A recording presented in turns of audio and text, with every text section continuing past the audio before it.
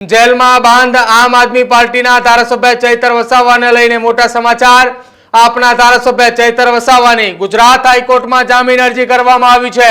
ડેડિયાપાડા તાલુકા પંચાયતના પ્રમુખે ચૈતર વસાવા સામે પોલીસ સ્ટેશનમાં ફરિયાદ નોંધાવી છે। મેજિસ્ટ્રેટ કોર્ટ અને સેશન કોર્ટ દ્વારા જામીન અરજી ફગાવતા ગુજરાત હાઈકોર્ટમાં જામીન અરજી કરી છે। ચૈતર વસાવાને લઈને આ સૌથી મોટા સમાચાર। 22 જુલાઈના રોજ ગુજરાત હાઈકોર્ટમાં જામીન અરજી પર સુનાવણી હાથ ધરવામાં આવશે। એટીવીટીની બેઠકમાં ચૈતર વસાવાએ મહિલા નેતાને ગાળો આપી હોવાના આક્ષેપો ચૈતર વસાવાની સામે લાગ્યા છે। સાથે જ પ્રમુખને જાનથી મારી નાખવાની ધમકી આપી એવી ફરિયાદ ડેડિયાપાડા પોલીસ મથકે નોંધાઈ હતી।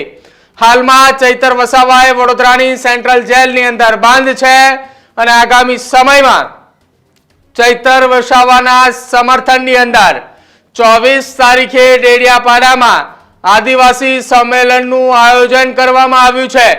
ચૈતર વસાવાના સમર્થનની અંદર આદિવાસી સંમેલનનું આયોજન કરવામાં આવ્યું છે।